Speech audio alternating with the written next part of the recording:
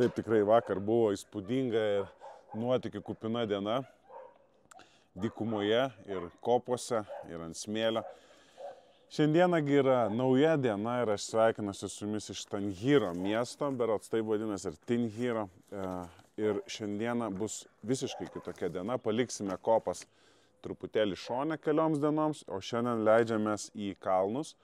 Į Atlaso kalnus, tikiuosi pasiekti gal net kokius 3 km aukščio, jeigu motociklas užveš.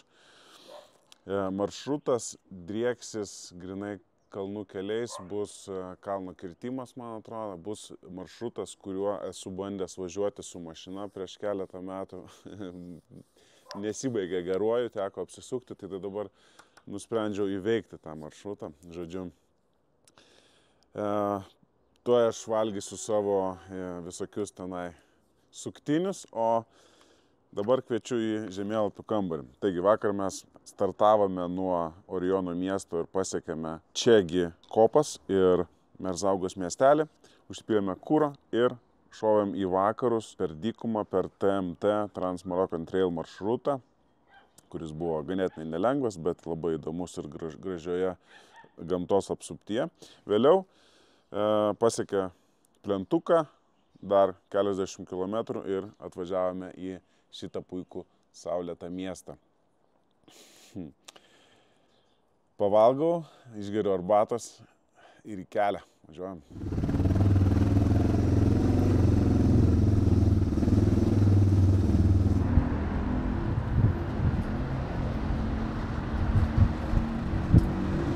Nu ką, nusipirkau vandens ir keletą vaisių iš vaisių krautuvėlės ir dabar esu jau pakeliui į kalnus. Šiuo metu įvažiavau į Togdos tarpeklį, kanjoną. Oh my god, kokio dydžio! Ir taip netikėtai atrodo, vienu momentu važiuoju lygu, o kitu momentu jau šmaukšt. O, tenai ir alpinizmų užsiema žmogus, matau, va ten viršui. Pabandysiu prizuminti. Geras. Nu tikrai įspūdingai atrodo tas tarpeklis.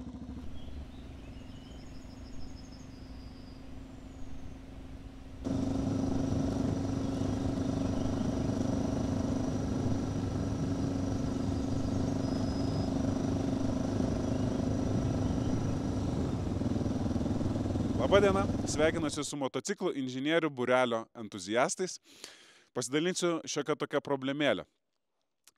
Ką tik skridau su droniuku, čia paleidau, praskridau per tarpeklį, labai viskas kaifas, sustojau susidėti. Žiūriu, ant žemės yra alyvos balutė.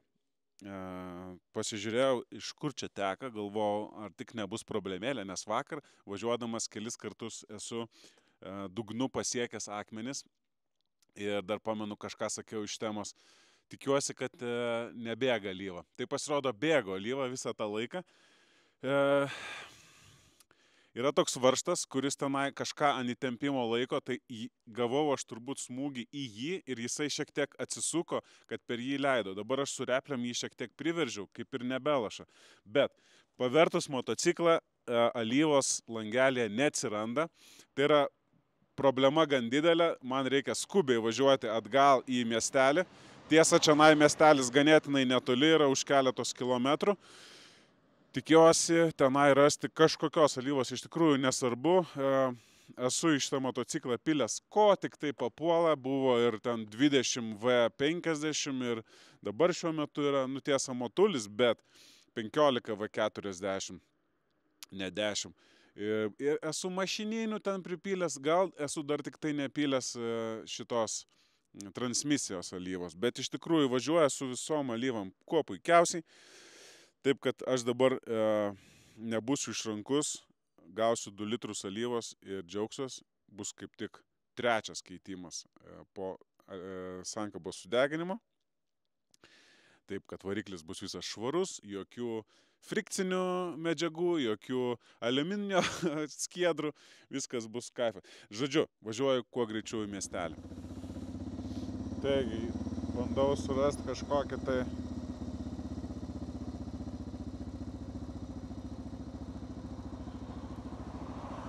Bonjour. Ça va? Motor oil? Yeah, buy somewhere. I think you need to go like to the center of the city, where you found it, like more far away over here, 40 kilometers. To the thing here? There is a mechanic man over here. Just far away, maybe 6 kilometers, 7 kilometers, you will find him. Okay? Okay. So maybe you can ask him, maybe you will find like what you need with him. Okay, alright. Just like follow the route, and then you will find it like to your right side. Okay? Okay, thank you. You are welcome.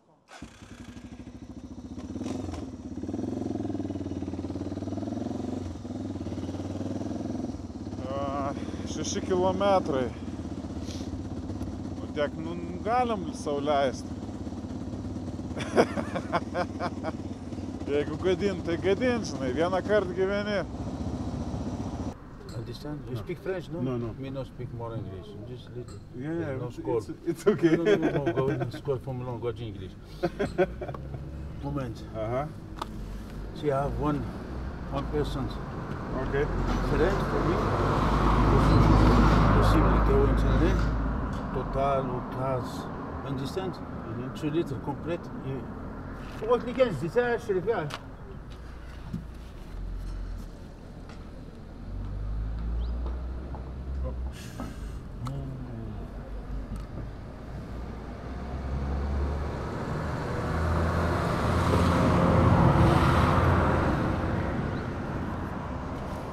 Ne, aš nieko, aišku, nesakau. Žmogus padėjo, pripylė kokį pusę litro man alyvos, bet kai aš jam duodu 20, jis sako, ne, man tipo mažai, sako, duok daugiau, teko duoti 100, tai kas yra maždaug apie 10 eurų už pusę litro. Nu, nieko tokio. Iki miestelio davažiuosim, dasipilsim. Ką jau padarysim.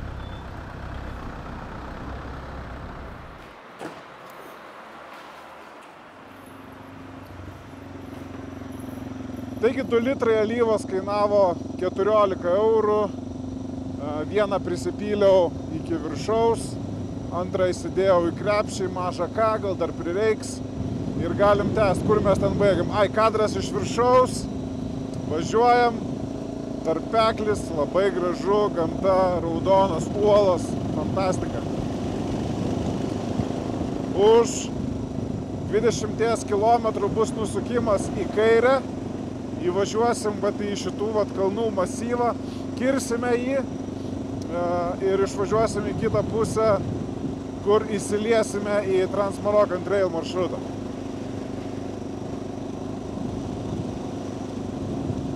Su jumis reporteris Mindaugas ir mes esame daug kietesniam žemėlapių kambarį negu buvome ryte, taigi kviečiu prisijungti. Šiandien nakvojame va čia, kur yra mėnuliukas miegantis, Tindžiro mieste.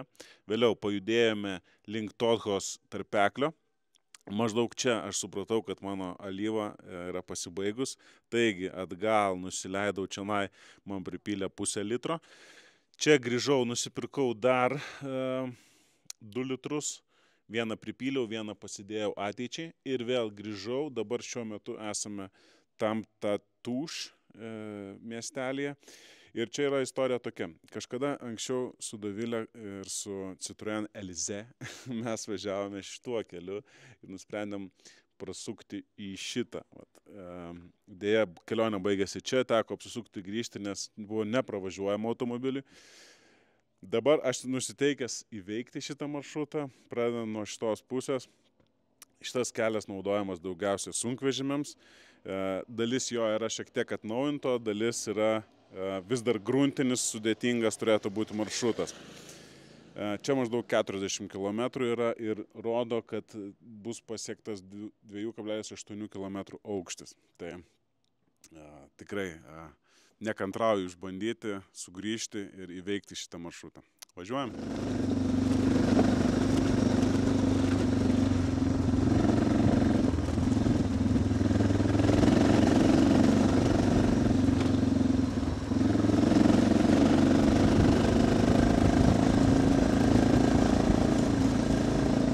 Hello. Ça va? English? English? No. No? English. Ah, Moment, okay. English. Okay.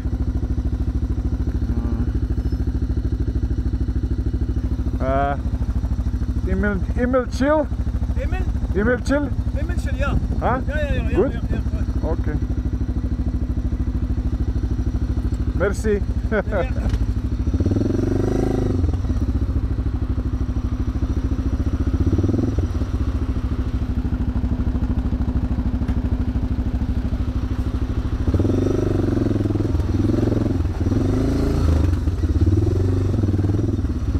Bonjour. Belgija. O, sakė, į Milčilį viskas labai gerai. Kelelis driekėsi.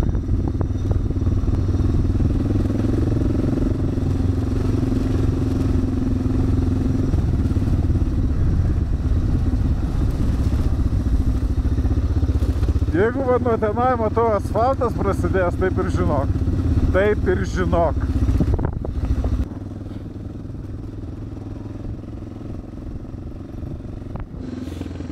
Vaizdas iš viršaus šiuo metu yra iš 3 km aukščio. Aš pats važiuoju truputėlį žemiau, 2,9 km. Atšalo čia gerokai, apie turbūt kokius 10 laipsnių maksimum, gal mažiau, 8, 7. Šiandieną tikėjausi didelių iššūkių su 2 keliais, vienu ir antru. Šiek tiek nusivyliau, nes abudu jie jau yra asfaltuoti su labai trumpom gruntiniam sekcijom. Nepaisant to, yra labai graži gamta, todėl malonu pasivažinėti ir asfaltuotų kelių tarp tokių kalnų. Dabar jau artėja 5 valanda, tai reiškia, kad lieka 1 valanda iki saulėlydžio. Man dar yra likę važiuoti apie 60 km iki miestelio. Šiandien truputėlį sutrumpinau maršrutą, nes nenoriu vidury kalno likti nakvot, turint galvoje, kad yra labai žema temperatūra. Tai va, o rytoj tada laukia kitas kalno kirtimas, TMT maršrutas ir gal pavyks pasiekti 3 km aukštį motociklu. Tai va, ačiū, važiuojam į viešbutį.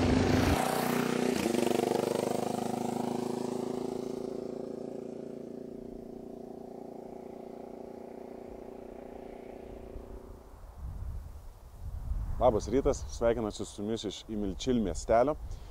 Naktis buvo tikrai šalta, miegojau po 3 kaldromis užsiklojęs, nes buvo vos keli laipsniai šilumos, net ir kambarį.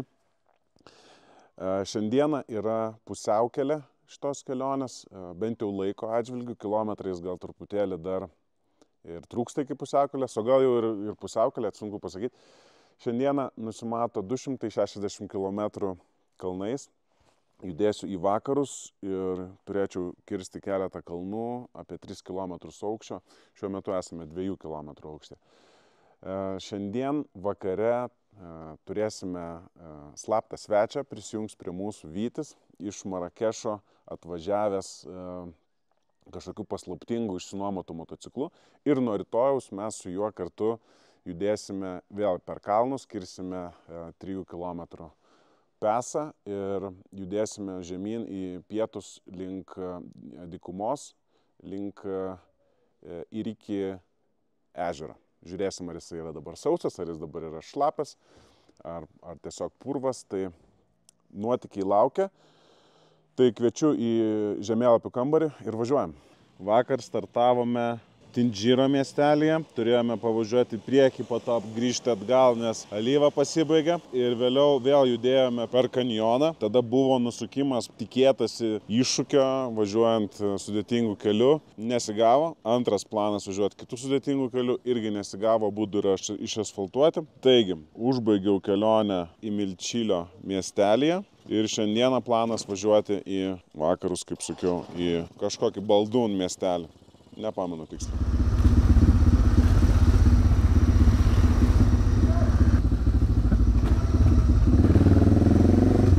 Miestas bunda.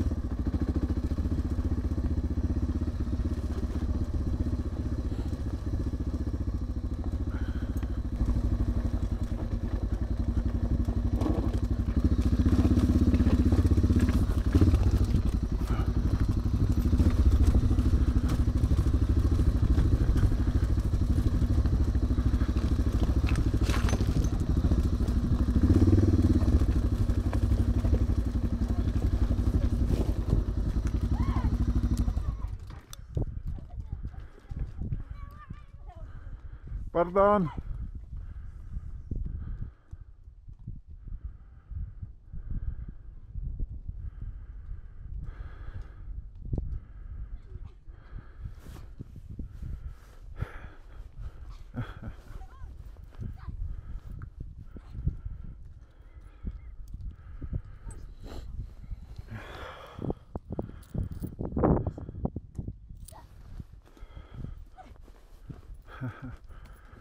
Pardon.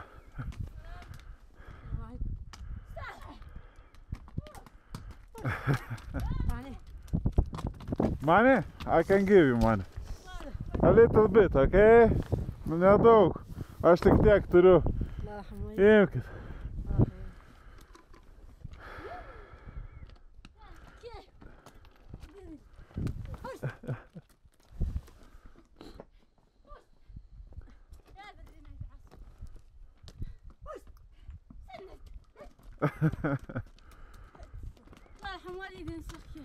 Aš nebeturiu jau, pasidalinkit. Gerai, au revoir.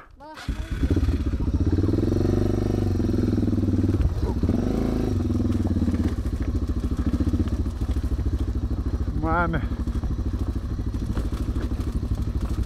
Opa, opa. Geras.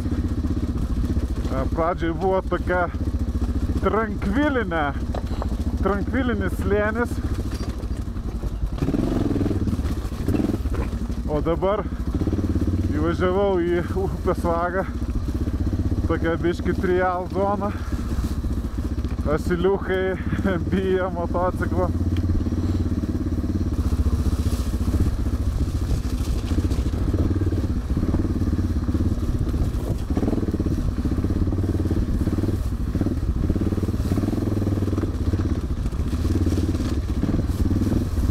Bliamo trial zona kokia gera.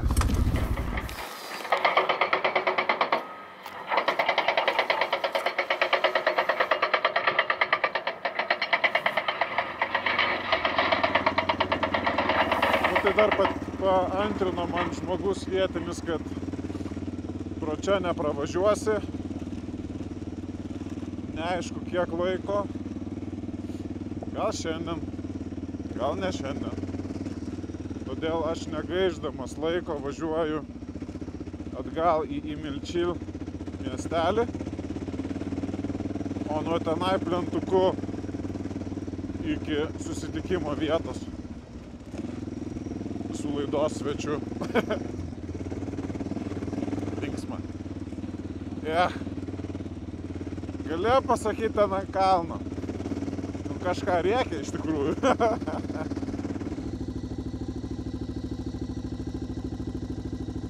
Žodžiu, aš čia įkliuvau į spąstus, ten apačioj, jie apačioj perkasė kelią, dabar ir čia perkasė kelią ir realiai aš nebegaliu čia važiuoti. Dar vieną bandymą aš turiu, va čia mačiau yra kažkoks nukirtimas kelio, pažiūrim, ar jisai ką nors duos dividendų mum. Bet realiai, blemai, nieks taip nedaro, ta prasme, vienoj vietoj, tada sukaupia žmonių, nes tenai du autobusiukai laukia, ir tada perkasa kitoj vietoj kažkur tai. Spastai, aš pabandysiu va šituo užvažiuoti, gal pavyks šiandien nukirpti biškį. Nu, pažiūrim.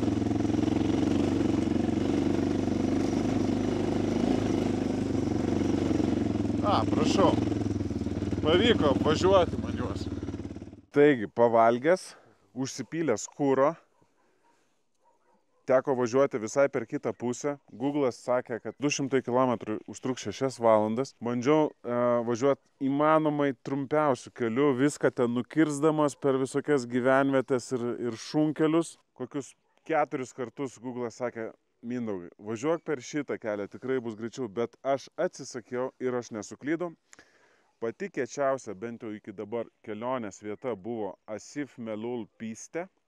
Tai yra kelias 30 km besidriekiantis kanjono apačia, šalia upės, kartais pakildamas kelias į viršų, su atbraila ten 100 metrų dropų iki upės ir panašiai.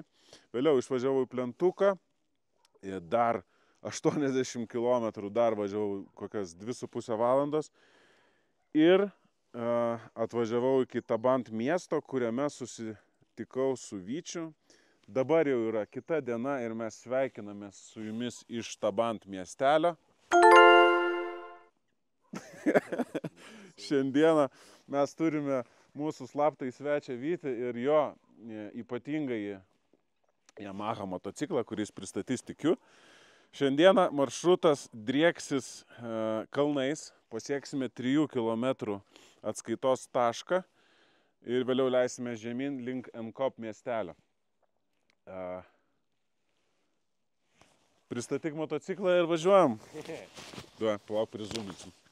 Laidos vedėjas Mindaugas ir mes turime savo pašnekovą gatvėje sutiktą. Sveiki. Sveiki. Norėjau paklausti, jūs šiandieną keliaujate po Maroko šalį savo naujoju Yamaha motociklu. Ar patenkintas esate? Kokie įspūdžiai? Tai puikus įspūdžiai. Paėmiau test-drivinį motociklėlį, galvoju, prieš pirkdamas norėčiau įsitikinti, kad tinka mano poreikius. Tai viskas puiku, 200 pm kubikų, įpurškimas. Na, galėčiau palyginti nebent su CRF 2 PM, tai atrodytų tos pačios klasės motociklas, tai skirtumai oro aušinamas ir nepaisant to, kad Hondos heitina visi padvėskė, čia yra dar prasčiau. O šitos va šakės, nu, niekam tikė, labai voblina vairas, labai minkštos, pas Honda bent jau USD yra, ne, ir kem trečiukai turbūt, Tai va tokie pastebėjimai, traukia 103 ant speediko, 100 pagal GPS-ą, manau, kad Marokė pats tas. Ko tikitės iš šitos kelionės? Puikiausių nepamirštamų įspūdžių. Ačiū. Jūsų vardas ir iš kur esate? Šafrim Hasad, Lituani. Nu kągi, draugai, mes apžiūrėjome šitą nuostabų motociklą, įvertinsime, kaip jisai tuoj važiuos aukščiausiais Atlaso kalnais ir nieko nelaukdami pradėkime. Na ir štai, pradedame šios dienos kelionę. Miestas visas gyvas, šurmuliuoja, vaikai į mokyklas eina, o mes kartu su Vyčiu į kalnus, kitokių iššūkių ieškoti.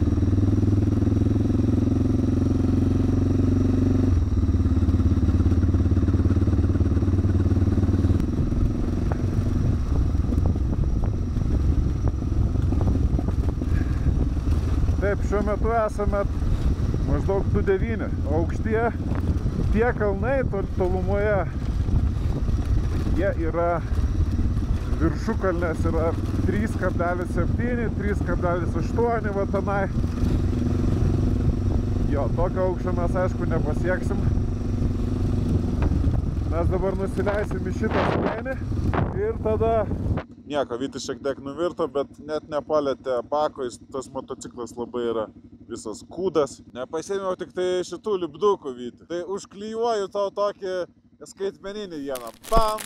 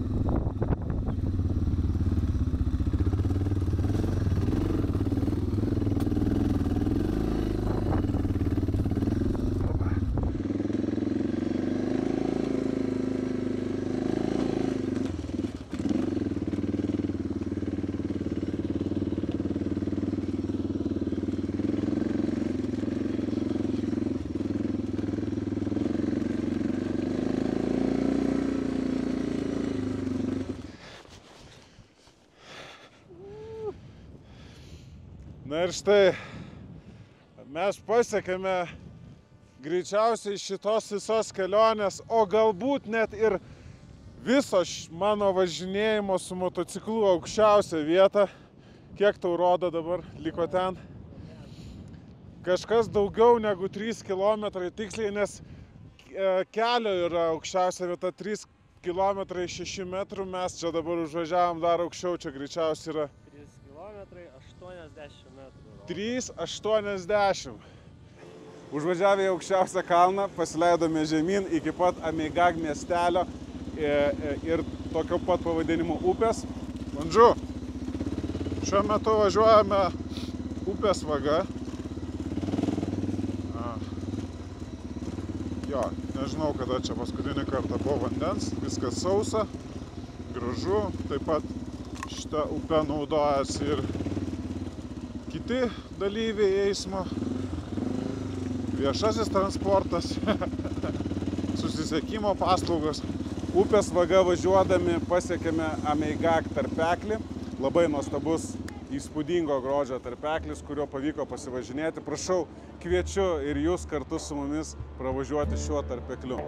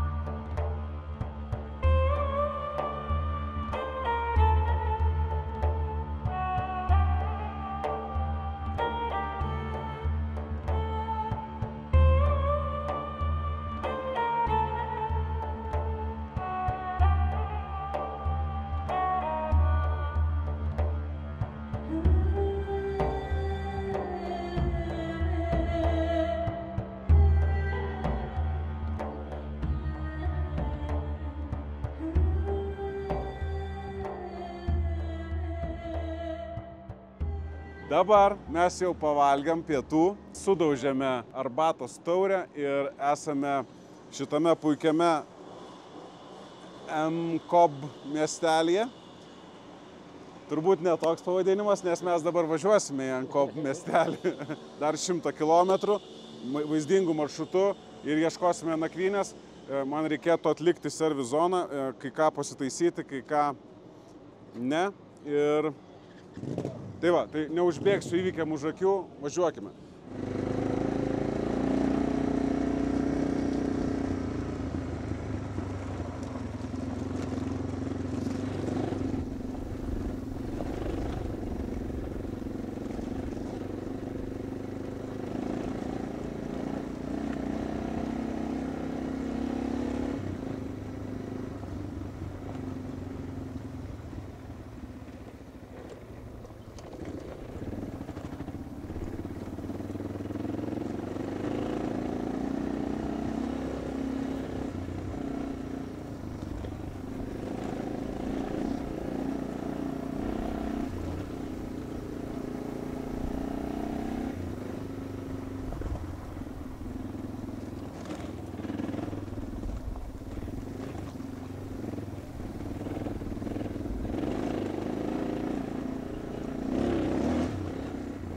Diena kupina nuotykių. Nuo virš debesų kyšančių kalno viršūnių iki sausų išdžiūvusių upių vagų atnešė mums daug labai įspūdingų gamtos peizažų. Pasimėgavom ir lengvais keliais, ir sudėtingais, kur reikėdavo ir ropoti, ir į kalną kopti, ir nuo kalno leistis.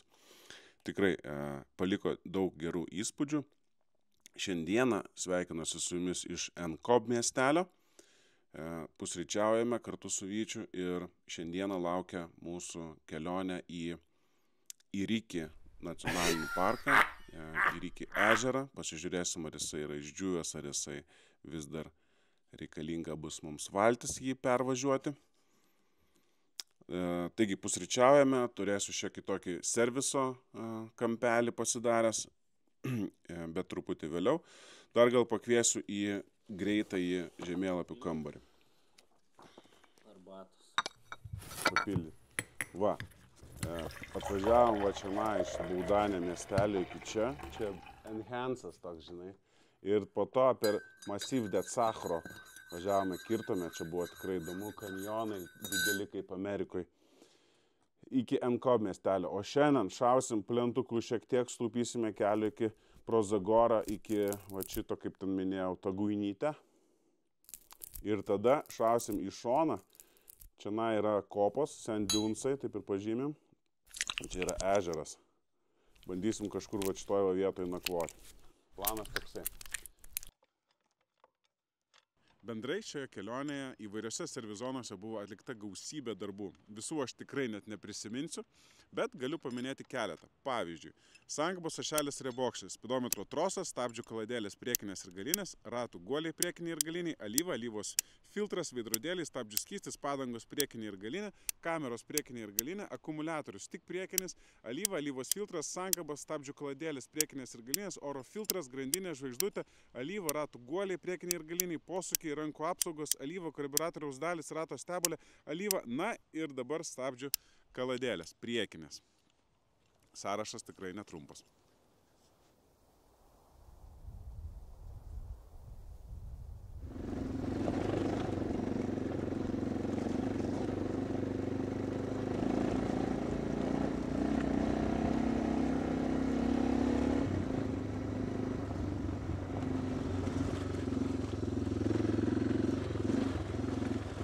Taigi paliekame plentuką ir leidžiamės į dykumos gilumą.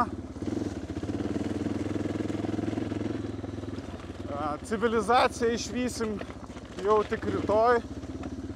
Liksime šiandieną nakvoti kažkur dykumoje.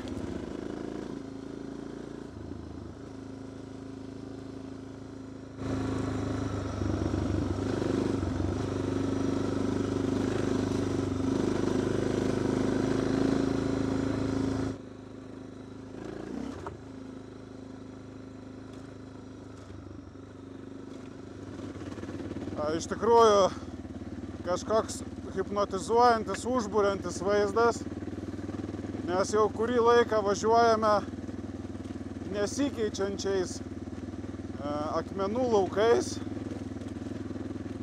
su tokiais padrikais pavieniais savaniniais medžiais. Pavytis tenai dešiniau važiuoja, išsirinkęs maršrutą, aš čia kairiau. Ir taip mums dar važiuoti yra 40 km iki kopų. Vėliau dar reikės aplink kopas, nuspręsim, ar aplink kopas važiuoti, ar likti nakvoti rytoj važiuoti prie ežero.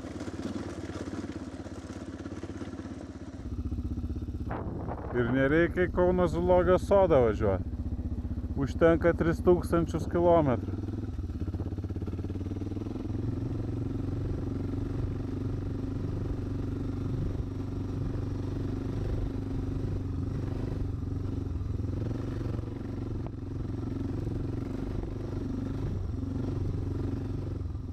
Ši diena taip pat kupina nuotykių, ypatingai popietę, kai nulipę nuo plentuko leidomės į Irykį nacionalinį parką, dykynę, kur galima važiuoti kokiu nori pasirinktų maršrutų ir kryptimi, niekas nevaržo, aplinkui horizonto nematyti, toliai nepriepiami. Važiavome gal 40 km sakykime, kietų akmenuotų gruntų, vėliaugi pakeitė visiškai lygus gruntas, smėlingas, darėsi vis labiau smėlingas ir atvažiavę iki kopų susidūrėme su dar 10 km nesibaigiančių smėlynų, teko padirbėti ir rankoms, ir motociklams, greičiausiai bus viskas, kas galėjo perkaitę, nes abudu yra oro aušinami, o tenai greičio mums nepavyko didelio išvystyti. Taigi esame šiuo metu dykumoje, saulė nusileido, taigi turime keletą tik tai minučių iki sutemų. Tai dar norėjau galbūt paklausti sutikto pašnekovo gatvėje Vyti, kaip jums įspūdžiai su jūsų motociklu, pravažiavus dabar turbūt arti 1000 km. Aš jau su juo šiandien ir susigyvenau, ir susipykau, kaip tikroji šeimoje, žinai, ir myli, ir muši, bet iki Dunesų šitų tai buvo visai faina, ten buvo tokių technical terrainų, aš su juo susigyvenau, mes ten čiūku, kaip su treiliuku, žinai. Bet jau smėlynai išsunkė iš mūsų abiejų viską, ką galėjo. Tikrai, įspūdingas motociklas, įspūdinga diena. Dar norėjau paklausti, kas labiausiai patiko šitame motocikle ir kas labiausiai kliūna? Patiko tai turbūt svoris, jau išsiaiškinom, kad 130 keli kilogramai šlapio, pakaba priekinė labiausiai nepatiko. Tikrai, galima dar kažką pagerinti. Supratau. Taigi, su jumis buvo Mindaugas ir šiam kartui tiek. Iki rytojaus. Labas rytas, dabar jau yra kita diena, sveikinuosi iš Irykį nacionalinio parko, vidury dykumos, vienoje pusėje yra kopos, kitoje pusėje tariamas Irykį ežeras. Naktis buvo įdomi, pasistatėme palapines be lietaus sluoksnio, tikėjomės miegoti po žvaigždėmis, gavosi, kad miegojame po lietumi, pradėjo lyti vidury nakties. Taigi visi skremblinam greitai kloti tuos užvalkalus, pusiau miegodami.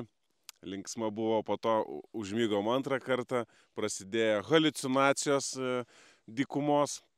Iš tikrųjų, dėl vėjuko atrodė, kad čiaža šiek tiek palapinė, kažkas atrodo vaikšto, kažkas jau maišelius darinėja. Toksai tiek man, tiek Vyčiui buvo toks patyrimas. Vyti? Man tai atrodė, kad atėjo kapranugaris ir laižė vandenį nuo palapinės, nes tipo nėra, nuo smėlio nelaižys ir toks, tai vienu metu net šokau žiūrėti, kas čia yra. Tikrai linksma. Šiandieną mes atsikėlę jau ir pasiruošę judėti 100 kažkiek ten kilometrų yra iki išvažiavimo iš šitos dykumos, iki šito slėnio. Važiuodami pravažiuosime, tikiuosi, ir tą mitinį ežerą, ir iki ežerą. Taigi dedamės daiktus, važiuojam tada.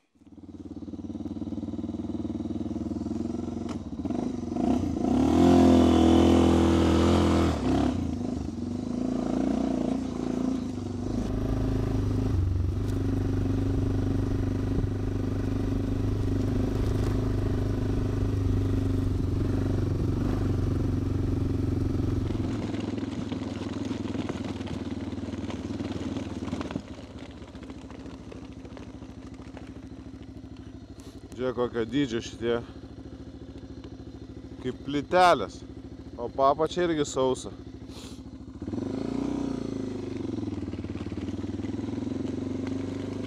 Vytis tenai važiuoja toliau.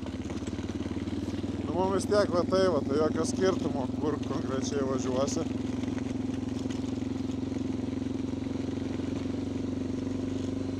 Ir čia matosi, kai būna giliau, tai tie visi sueižėjimai būna storesni, didesni, jeigu būna sekliau, tai jie tokie paviršutiniai. Bet panašu, kad ežeras sausas. Gerai, reikia išsistumti iš čia.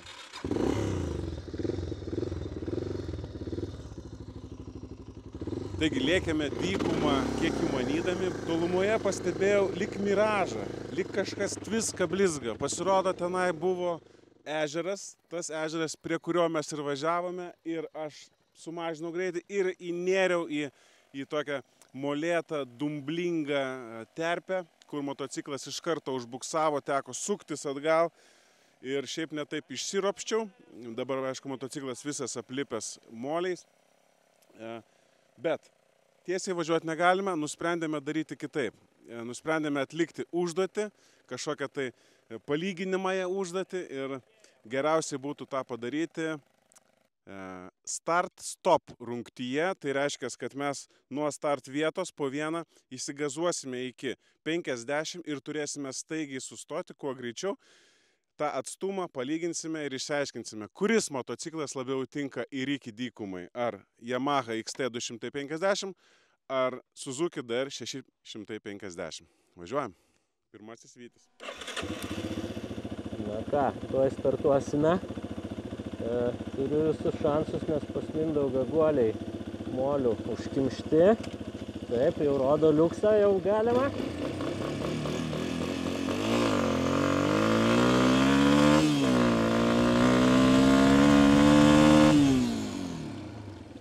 Labai greit viskas įvyko, užteko 2 pavarų. Maždaug, jeigu taip meruot, kažkur 26 Yamaha XT 250 motociklo ilgiai.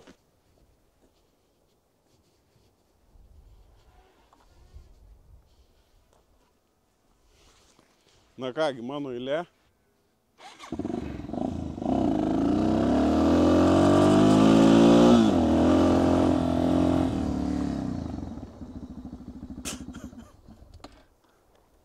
Taigi turime nugalėtoją, išsiveržęs 2,5 metro Vytis Dėnas iš Vilniaus. Šaunu šampaną. Kokia, Vyti, paslaptis jūsų sėkmės?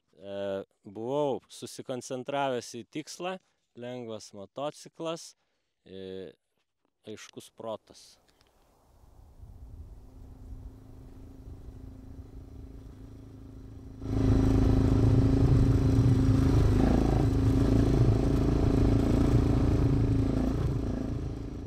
Na ir dienelė šiandieną. Pamečiau, taip. Iriki Desert. Aha. Užsipaišyt pačiam? Su šito? Supratau. Ne, policija. Policija? Ok. Dėl policijos. Nu, reikės. Merci. Žodžiu. Aha. Ant popieriaus. Papir. Ok. Ok, merci. Na ir dienelė, kaip kartoju, šiandieną buvome į Rykį ežerą nuvažiavę, darėmės ten triukus, buvom užklimpę, aš buvau užklimpęs, vėliau rungti turėjome, start-stop, Vytis laimėjo, išsidalinom prizus ir išvažiavome į artimiausią miestelį už 60 km. Viskas atrodytų neblogai, ten kratėsi tas motociklas, per akmenis važiuojant, ten daužėsi viskas. Atvažiuoju, žiūriu, numerio nėra. Blemba.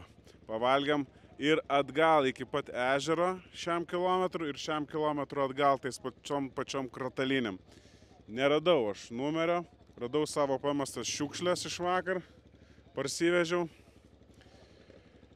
Dabar patarė žmogus užsirašyti savo valstybinio numerio ženklus, kad policija o toliau planas toksai, kad turbūt paliksiu aš tą motociklą, grįšiu į Lietuvėlę, pasimsiu naują registraciją ir su ją grįšiu atgal, uždėsiu naują numerį ir važiuosiu. Tik tai klausimas, bet čia ateičiai, kaip viskas bus ant sienos, nes aš įvažiavau su vienu numeriu, dabar išvažiuosiu su kitu, tikiuosi viskas bus gerai. Tai va, dabar vakarėja, turim 4:30, šausim su Vyčiu tiksliai į kokį nors Sultono spa, pailsėsim, o rytoj per Atlasus link Marakešo. Čiau.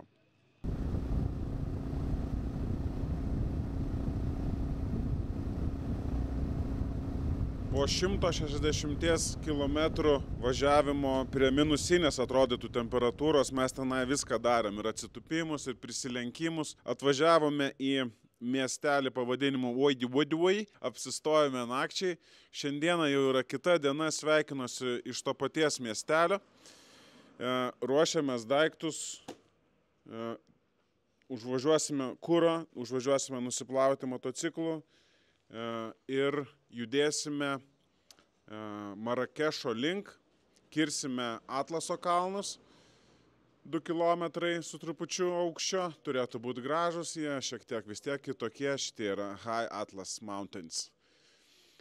Ir atvykę iki Marakešo parkuosime Suzuki ir tam kartui kelionė bus baigta. Planas toks.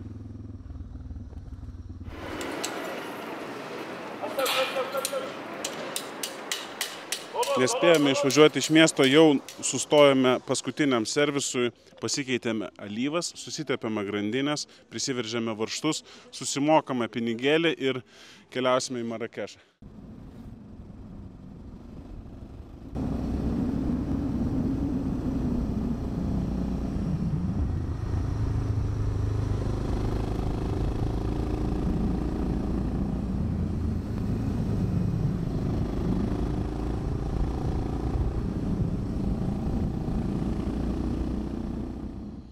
Užkilom į aukščiausią šio kelio vietą, kas yra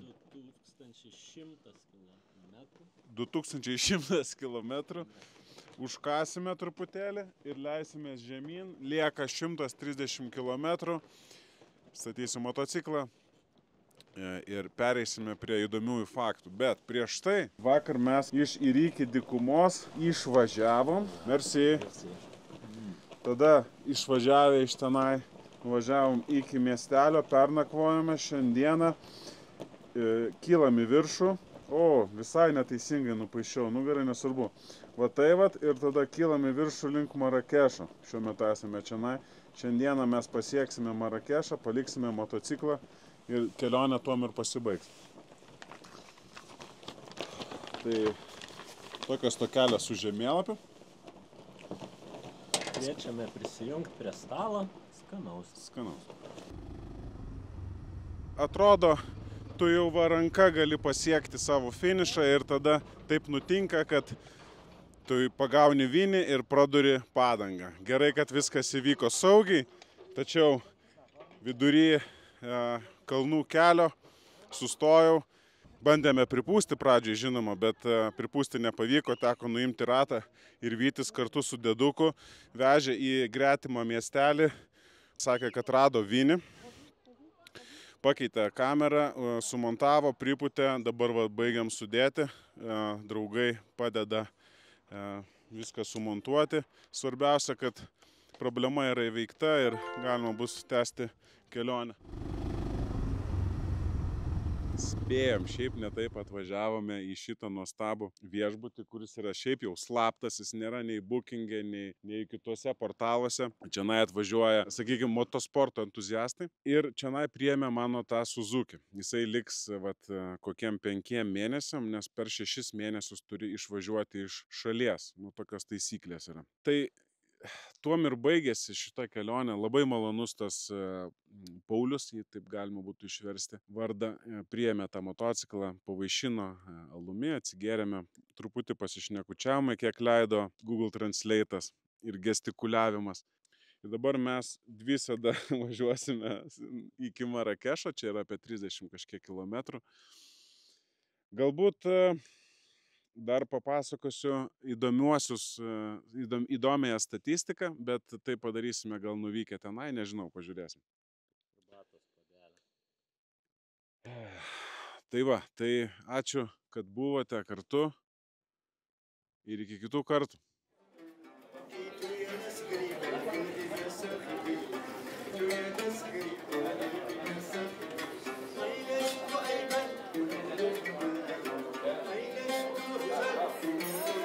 Taigi, kelionės statistika.